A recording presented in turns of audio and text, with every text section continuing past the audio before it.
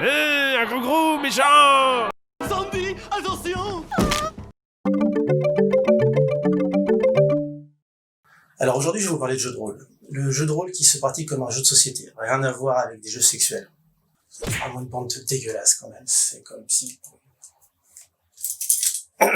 Donc le jeu de rôle aujourd'hui est un loisir beaucoup moins méconnu. On peut même penser qu'il arrive à un nouvel âge d'or.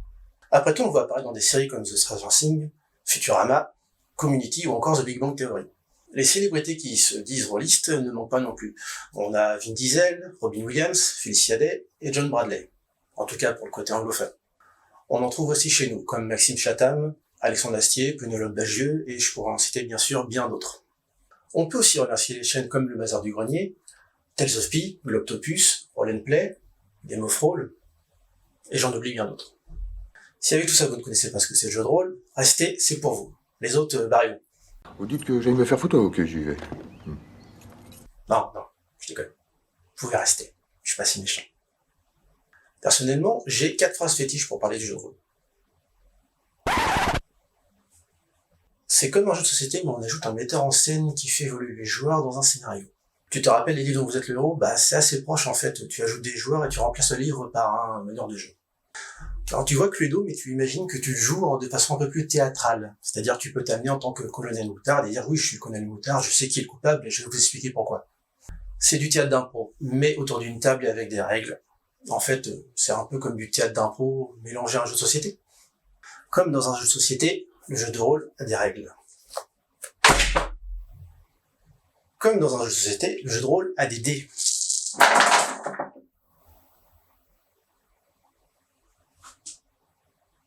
Comme dans un jeu de société, un jeu de rôle a ses joueurs. C'est une question de budget. Comme vous pouvez le constater, c'est une activité très proche du jeu de société. On a des règles et des joueurs autour d'une table. Mais en plus, il y a le fameux metteur en scène, le meneur, le maître de jeu, le maître de donjon. Il a plein de noms. Le meneur a beaucoup de responsabilités. C'est lui l'animateur, le guide, l'arbitre, l'animateur, le narrateur et très souvent l'organisateur d'une partie. C'est un peu pour ça qu'on le représente souvent comme un être tout-puissant. Car oui, toute la responsabilité d'une bonne ou d'une mauvaise partie est souvent concentrée sur lui. En vérité, c'est plus compliqué que ça, mais on verra ça une autre fois. Oh, faites-moi jeter les dés, madame. Sans oublier un détail important, c'est dans le jeu de rôle que l'on trouve le plus de types de dés. Donc ça change quoi ton jeu de rôle à part ton histoire de meneur, mon gars? Eh bien, le jeu de rôle a d'autres particularités qui sont principalement le roleplay et l'aventure. Bien entendu, c'est une façon parmi beaucoup d'autres de décrire le jeu de rôle. Ok, c'est quoi le roleplay, ma gueule? Alors le roleplay, c'est tout simplement le fait de pouvoir jouer son personnage, ou plutôt de pouvoir le jouer. Selon votre façon de jouer, ça peut consister à dire « mon personnage va négocier avec le marchand ». Ensuite, le meneur pourra répondre « ok, fais-moi un jet de marchandage ». Mais on peut aussi jouer la scène, comme au théâtre. Le joueur joue le rôle de son personnage, et le meneur joue le marchand. Voici un exemple très parlant. Vous parlerez à mon homme à tout faire. Gurdache. Et là, tu vois un énorme demi-ogre. Regarde, Torve.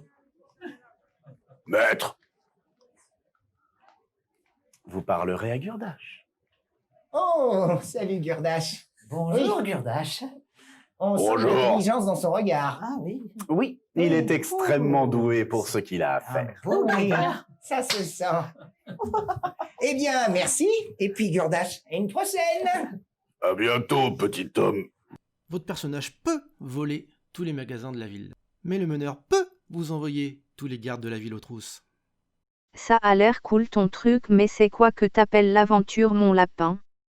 Calme-toi, petit effronté. L'aventure est ma façon à moi de dire que ton personnage peut vivre une histoire sans fin.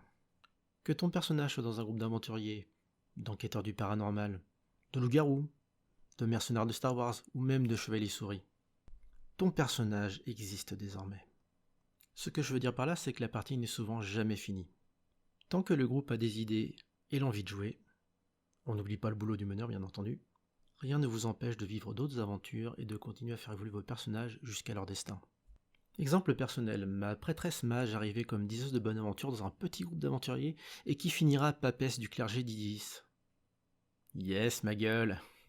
Mon détective privé, Unique survivant d'un groupe d'enquêteurs qui a fini fou après avoir vidé son chargeur dans cette peinture maudite. Mon Jawa Mécano, héros de la rébellion.